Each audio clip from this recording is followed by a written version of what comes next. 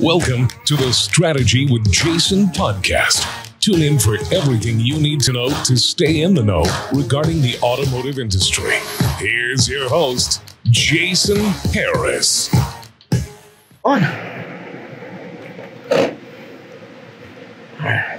Hey, what's going on, Podcast Nation? It is Jason Harris here, and thank you for joining me on another episode of The Drive, Las Vegas edition. Today, I have a very special guest with me. I have the one, the only, the oh-so-famous Mr. Big Al. Famous, I love that, yes. What's up, man? How you doing? I was getting recognized with my mask on inside. I also keep getting approached. Everyone thinks I'm a hotel manager around here because I'm the only one wearing a suit.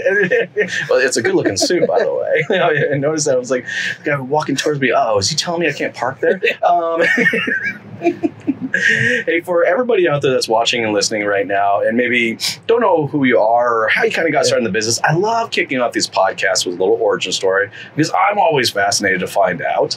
So how did you get started in this crazy little world we call the automotive industry? You know, it's a fun story to share. It's because everyone makes that misunderstanding that being in automotive that you're into cars and you love them. And that's not why I got in business. I got in because I needed money. I was broke. I literally had about $72 left in my bank account. I was doing outside contract sales at the time, and I had no prospects. So I called my sister, who worked at a car dealership, and I said, "You think I could sell cars? Why don't you come try it out?" And went in, met with the manager. He hired me on the spot, and I sold 25 cars my first month, and hey, there you go. Had the biggest paycheck of my life. I was going to say, that probably felt pretty good, didn't it? Never looked back. And it's been, 21 years. So, well, we were kind of talking about this before we started recording, but it is one of those businesses that, once you're in, you're in. Oh, it's like the mob. You cannot escape it. You can't get out. They'll suck you back in. Every single time. You just try it. People do it. It's like, oh, or my favorite's when you have conversations with random people. They're like, oh, I used to sell cars. I don't do that anymore. So what you're saying is you were awful at it. You're saying you're awful at it. Or my favorite is you go to a dinner party and someone asks you what you do, and then you tell them, and they're like, oh, let me tell you. And it's like, oh, man. I know. They always look at you. It's like, oh, you poor soul. How you poor soul. Yeah, they do kind of give you that sympathy look, doesn't it? Like, oh. I just wipe the tears with dollar bills. I just wipe the tears with dollar bills. I'm okay. Well, we got some cool topics we're going to jam about today. And, the first one is BDC. Yeah. Which I love it. I mean, that's how I started. I was in sales, but I really made my career in the BDC. And actually, at that time, they didn't even call it the BDC. We called it the Internet Department. Yeah, Internet Department. Well, so to date myself a little bit on that, when I started working Internet leads, they came over via fax machine. Okay, yeah. I do remember that, though, too. So that's when we started working it. But I fell in love with the concept of selling to someone where you didn't see them face to face. Yeah. Because realize you can really control that conversation via emails, well-worded emails, and get that dialogue going. I remember the time it really got the hooks in me.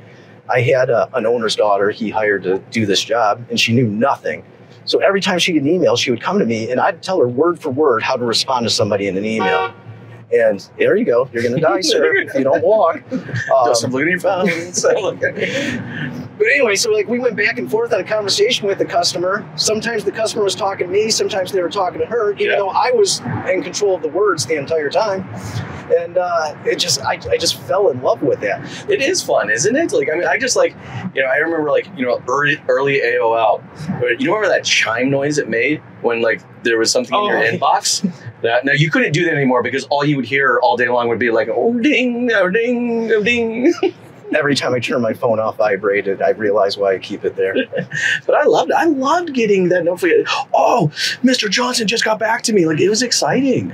The only problem about BDCs now is that we've turned it into something, and when I say we, the industry's turned it into something that, quite frankly, it's more of a nuisance for customers than it is an asset to customers. Well, yeah, because we're treating it as a call center, not as a business development center. Yeah, exactly. What do we have these people doing? They're not developing business. They're handling the traffic that our marketing created for us. Yes. It's already coming to us. And why do we, so I always use this analogy with people. Think about how did we sell cars in 1950 compared today? You did some kind of advertising to spark an interest. That person contacted the dealership, they bought a car. It's the exact same thing now. The only thing we've added is how many people you have to talk to get to the end. You better get your 60 an hour. So it's and again, I'm not here trashing BDCs and saying they're wrong. It's just, I think dealers really need to focus is the BDC of value to the customer? Yes. Or is it a value to their personal time? And I think more often than not, it's about a value of time. You hear it all the time. Our salespeople don't have time to do that. But yeah, they do. I see them taking 25 smoke breaks a day. 100%. Well, I've actually started to see, some progressive dealerships actually start changing the title, which I think is super cool, right? No, absolutely. Like I have one dealership that calls it their relationship management team. Okay. And that's what, and they're not measuring the quantity of calls that are being made, but the quality of the calls that are happening. And that's a mind switch. But I remember early BDC, that was the point. Like it was the BDC's job, because maybe the sales team some people were good, but most of them weren't, of maintaining a relationship. Hence the reason why we call them CRMs. Well, it's an interesting point right there, because in general, like you said, as far as maintaining that relationship, it's just understanding, you're going to get to the finish line. Yeah. Okay. The road to the sale hasn't changed. It's just, you have to go through every step, and it may take just a little bit longer. But as long as we are looking out for the consumer and the customer's best interest, you're going to win in the end every single time. 100%. I don't know about you, but, in Canada, things were super interesting. Especially politics and just everything else. I mean, we've gone through just the Canadian culture in general. Yeah, that too. And I'm okay because I'm a permanent resident. I've been there for 12 years, but I was born in Idaho, so I get to play kind of both sides of the fence on it, right? But because of these like rolling lockdowns that we were running, that we had for the last 2 years, is you see dealership bringing back certain staff and then not others, right? Mm-hmm. And I just found so many dealerships not bringing back their BDCs, but then I'd have a small group of dealerships that were like, that's the first people they brought back. And it makes sense. We got 17 stores right now. Yep. And people ask me all the time, what's our BDC model? And I'll tell you, we don't have one. Because every store, every operation is going to work a little different. I have multiple stores that don't have BDCs at all. Their salespeople work the leads, cradle to grave, and they do great. Yeah. I have other stores, they run their BDCs as appointment centers, old school. Okay, just dial the phone as much as possible, set as many appointments. And they all have levels of success. Yeah. The true key is that in the store management, leadership is behind whatever decision you have right there. Yes. I tend to lean towards the direction of what's the best for the consumer. I try to think of what kind of shopping experience I want when I go out, and I want the least frustrating one as possible. Like I said, all we've done is add how many people you talk to. I don't want to have to call and talk to Bob, and then talk to Jim, and then Mary, and then Ted. Well, and that's a great point, because I can tell you how many BDCs I've gone in to consult with, and find out that they're really just kind of glorified receptionists. Yeah, because they're just transferring stuff back and forth, and they're not empowered to actually take ownership of anything. Given strict instruction not to answer specific questions. Oh no, if they ask that question, you got to turn it over that way. Yeah. So that's what I'm seeing. But I think that there's a growing population of dealers that are understanding the benefits of building out a relationship management team. Mm-hmm. But I think for a lot of dealerships out there, there's a fear behind doing it. So what would you say to the dealerships out there that may be listening to us and agreeing with us and shaking their heads? Yeah, guys, I'm with you, but I just don't know how to get started. I think step number one is going to, like what you said earlier, is redefining the name of that department. It's because there's a stigma there. And not only is there a stigma, but there's a gross difference in pay where in my opinion, a true BDC manager, or whatever you want to call that department, is just another sales manager. Yeah. They should be paid as everybody else on the desk, because they 100%. Are managing your traffic. They are selling customers. And they should be qualified to desk a deal. They should be qualified to read a credit application. They should be qualified to have a true trade conversation with somebody over the phone. You know, and when we don't put those people in that department, that's where we're really hurting ourselves. So it's, number one, putting the training that's necessary for this. I think that's a big one. I mean, look, guys, the internet department that I was called, you know, I think my dealership at the time, they got their first dealer.com website, maybe like 2002. Okay, sounds about right. You know, and we had this internet department built out by 04 and 05, and then it got really big in 06. But we did it from A to Z.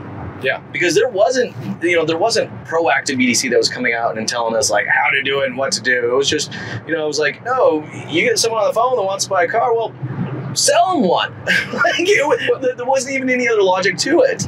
Well, the analogy I use for all our stores, anytime I walk into a BDC, they're like, well, hey, this manager told me to do this manager told me that. And I'm like, listen, have you ever been fishing? Yeah, we've all been fishing from time to time. And what do you do when you fish? You cast a lot, you reel a lot, you don't catch a lot of fish. Yeah. But every once in a while, you get a bite, you get one on the hook.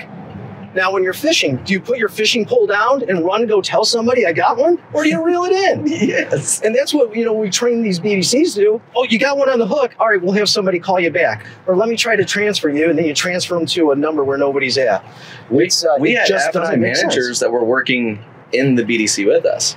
So, you know, back then, well, it was a GM dealership, and there wasn't a whole hell of a lot of rules. I mean, it was the Wild Wild West, right? There wasn't these things called like PMAs and stuff, and it was like, we could drop ship Corvettes to Dubai, we could send dualies to Alaska, as long as we were punching numbers, really they didn't give a crap, you know? But that BDC got to a point where we were drop shipping 80, 90, 100 units a month, and literally became another dealership within this small group. You know, it was unfortunate that 2007, 2008 came, and, you know, the group that I was working for, one of the first few to actually take out the money and go and run, but we had something really cool going then. Well, it's key, having the qualified people dealing with that right now. Yeah. And especially nowadays, you know, the consumer base was prepared to do this 10, 15 years ago. Yeah. But even more now, it's like, you know, when the pandemic started, you know, I remember a conversation I had with my mom. She's like, hey, for the first time I ordered groceries online. I went to the grocery store and they put them in my trunk. And I'm like, Mom, I've been doing that for 4 years. That's not a new concept. But, you know, people are used to making decisions where they don't have to come into the store. Yes. And so if I'm on the phone with you right now, give me honest answers.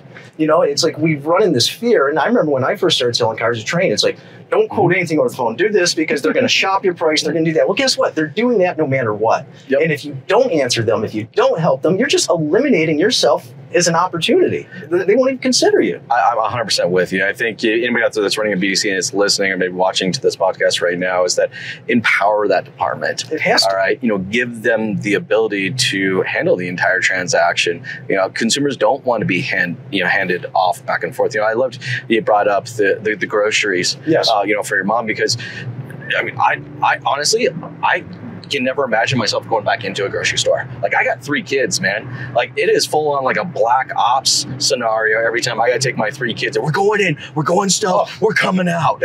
By the way, if you asked me to pick up 2 things from the grocery store, I was in there for an hour because I couldn't find them. I don't know where anything is. I hate it. It's ridiculous. But I look at that and I kind of look like, you know, it reminds me a lot of what we've done with digital retailing, right? Right.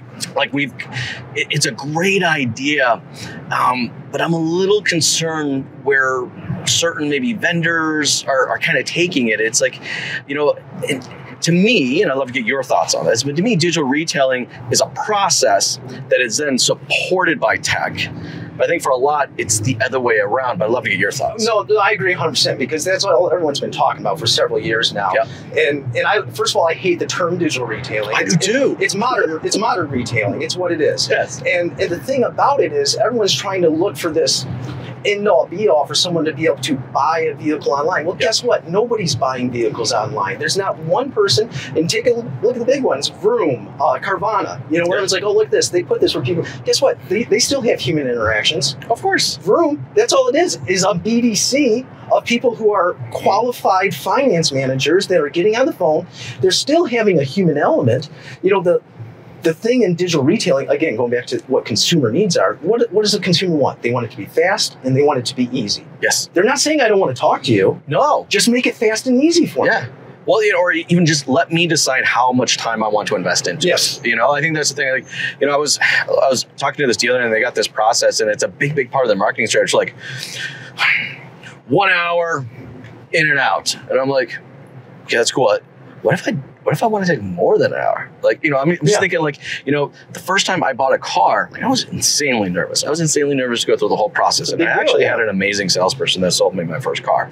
And I bet you it was 6 hours I spent at the dealership but I wanted to feel confident and comfortable. Mm-hmm. And I felt like we just kind of want to like shove people into this process. Well, and I think the biggest misconception too, and I keep hearing the stats, and as we're sitting here, digital dealer, and all this stuff right here, is a majority of consumers aren't even craving to have that. It's like we assume that they all want to have that. There's a big part of the population that will never even go there. I mean, let's just if we start throwing Spy-Fi into it. That's never going to be an end-all, be-all online purchase. No. They just want to be able to, again, when they're ready to talk to you, just talk to me and have a normal conversation. Availability. Don't have, all right, I just worked your glorified payment calculator that somebody sold me as a digital retailing tool. And after I go through that whole step, I end up talking to someone at your store and they say, all right, when can you come in? I don't want to come in. Yeah, I want you to answer the one question. It asked me about my interest rate. What's my payment? Help me out, and then deliver the car to my house. When we bought our Armada just recently, not that long ago, I did 98% of it via just text. And that's just because for me, that's the easiest way for me to communicate. So, I try to get me on the phone. That's tough. They asked me to respond to an email. Okay, get in line with the other 300 I got in my inbox. Yeah, before digital retailing was a buzzword, I was selling cars to people's doorstep nonstop. That's why my customers bought from me, because they could shoot me a text or call me and say, Al, I need a new Silverado. Great, I'll have it delivered to your house tomorrow. And I would do it. I'd dig up their old paperwork. I'd call their insurance company. I'd email over a credit app if I had to do that. But what was I doing? I was making it easy for them. 100%. You got to define the process and then work back towards the technology. No, I think at least in our group, and I'm sure a lot of other stores through the pandemic realized as they were forced to talk to customers in the uncomfortable way, which is via text message and phone and email, which is uncomfortable for desk managers. They want that customer in front of them. I think a lot of people saw it because I think their biggest fear was that they would lose gross. Yes. Being able to do that. And I know for a fact in our stores, they realized that's not the case. As a matter of fact, we saw an increase in profit because they stopped shopping you as much because you were making it fast and easy for them. And let's remember, we will all pay a premium for convenience. 100%. We do all the time. Why do you valet park and pay for that? It's easy. Yes.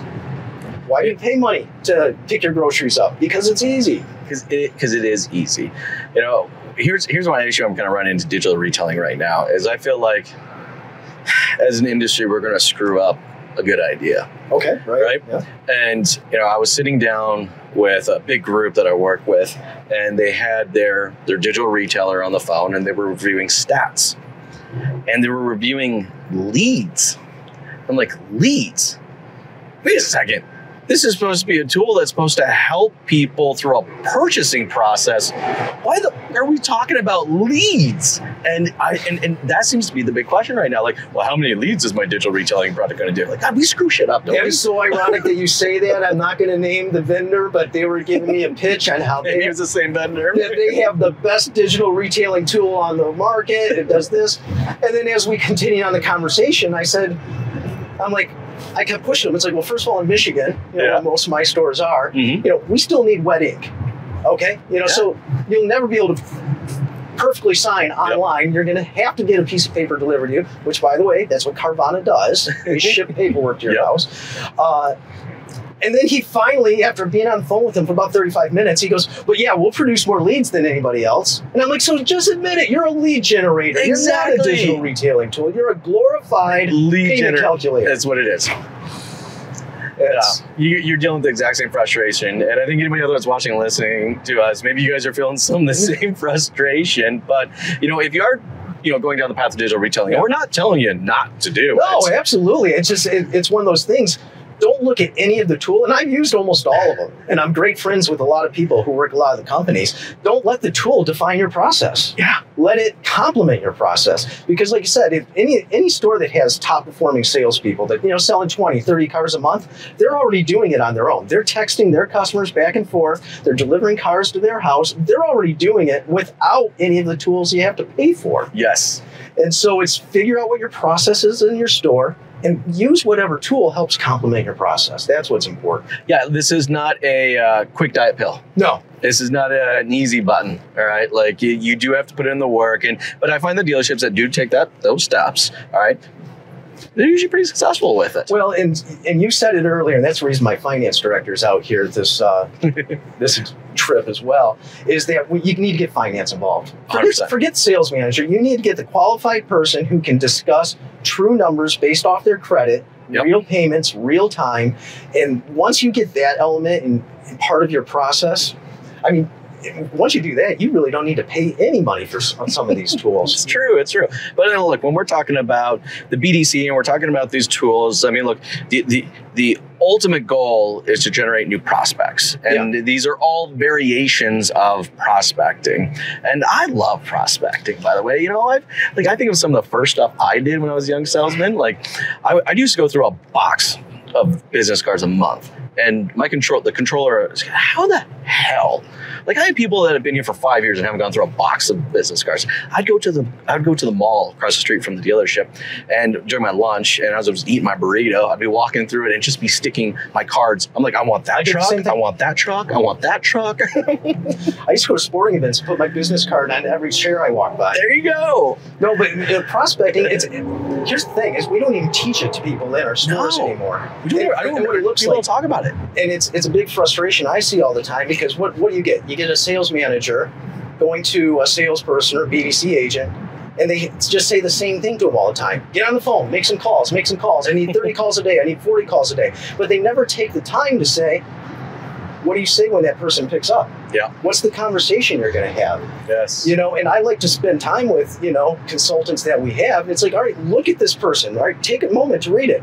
When they pick up their phone, what's the conversation you're going to have? Mm-hmm. Because back when I was still selling cars, I tracked it. I'm a big numbers guy. Me too. And I tracked it. For every 10 meaningful conversations I had that involved buying a car, yielded one car sale. It's as simple as that. So every single day, I would not go home unless I had 10 meaningful conversations. Yeah. And whether that's I'm pulling somebody out of the service lane, I'm going through my book of business, and I'm calling, hey, Jason, I realized I just sold a car to you last week, but my well's dry. Do you have any friends or neighbors in the market? Well, 100%. And I gotta be honest with you, like, there are times where I almost think, like, maybe I should go back into sales, because prospecting today is so bloody easy. If you have one of these things, all right, talk about 10 meaningful conversations, you could have 50 meaningful conversations in a day socially. Well, and that's again, going into that prospecting, understanding how to use it, how to get those conversations going on. Because I'd be walking into about 15 sessions that are going to go on over the next couple of days about how to use social media to grow your business. But all we're teaching people is how do you make a bunch of posts and get a bunch of likes? Yep. You're not teaching somebody how to engage the person when they actually have questions. Like, hey, Al, I want to buy a car. Oh, cool, I got 13 likes. I don't know what to say to him. It's like, when can you come in? That's the only thing I know how to say. Yeah, I mean, like, just engage with people, right? Yeah. But we aren't teaching people how to do that. And what we do, when people do engage with them, they're like, hey, thanks for the like of my picture. You want to buy a car? Yeah. Well, and the biggest misstep I see all the time is a lot of people don't understand that answering somebody's question isn't necessarily giving somebody a quote. No. Somebody says it all the time. It's like, hey, how much does a new Silverado lease? I don't know, $300, $400? Yeah. There's an answer. I don't know what the real payment is, but guess what? I gave you some kind of answer to keep a conversation going. Yes, exactly. You know, you can respond to me after that, like, that's ridiculous. I don't want to pay that much. Okay, good. Now let's overcome that objection. That's what true salesmanship is. Well, and you know what it is? It's funny that you say that, because once you do get to talk to someone, you know, we're not teaching people how to engage. But that's the other thing is we also don't measure it that way. Like, we don't measure the engagement. No, we measure the appointments. Like, did you get an appointment from this? I don't know, this social media thing. I mean, how many appointments did you generate last week? Yeah, that's why it's like, I get some of the stores, it's like, hey, we have 50 appointments for tomorrow, and 30 of them are no-shows. Because I was forced to make an appointment in the CRM as opposed to having a good conversation and a good engagement with somebody. Yeah, see, I think that's I'd like to see more of that in our industry, where we have the ability to track more meaningful conversations, right? So I know some big groups and some guys at big groups, and they have moved over to, those are some of the stats that they look at with their employees. Yeah. Not how many phone calls. Or how many follow-ups or any, yeah. You know, in time of conversations. Yes. You know, it's like, I need you to make at least 5 conversations every day that are over 4 minutes long. Yeah. Now, it seems like 4 minutes, that isn't that long, but sometimes, you know, you think of some of these phone conversations, people be on the phone 90 seconds, like, when can you come in? When can you come in? Do you want to make an appointment? Do you want to make an appointment? I don't want to do any of that until you answer my questions and make me feel comfortable about moving forward. Well, that's true, because I find sometimes that the length of the conversation, the quality of it can actually go both ways. The reason it could be long because we're not giving them the information, or it's because it's going the right way. But, you know, it's like phone tracking and recording conversations. That's not new. That tech's been around forever. Yeah. But I still, even today, don't know of a whole lot of managers who actually go back and listen to them. I used to go through the report, and I just identified anything over 3.5 minutes. Right. So I just listened to everything that was 3.5 minutes, and then just kind of go into it, listen for some tonality, listen to the tonality of the customer. And if it was good, it was good. Cool. That was a good one. Well, it's not only are they not going back and listening to them, but when they do, what are they doing with that knowledge? Are they using it to chastise their employee, or are they pulling everybody into a room? This is my favorite phone training. It's like, and I do like seminars, like where I get up with my PowerPoints and do phone training and all that stuff. Yeah. But my favorite type of phone training is pulling a group of 5 to 8 people in a room. All right, guys, let's all listen to a bunch of calls. Who's called? We're going to listen to each other's calls. And then when we're done with that, let's go around the room. How did that go? What was done well? What was done poorly? What can we improve on? And that's real learning that people can get to make themselves better. Yes. I'd love to kind of get your thoughts on training, just kind of overall, right? Because I feel sometimes in our industry that training for a lot of dealerships out there is just like checking out the proverbial box. It's like, check, I did it. Well, the biggest problem that I have noticed in my career with training is having the discipline to stick with it. And understanding that, hey, listen, I just sent you to an 1.5-hour session to learn how to get better at something. You're not going to walk out of that session 100% better. You know, one of the things I always say, you know, like whenever I'm doing any kind of training, it's like, listen, I'm going to spend a half hour to an hour with you right now.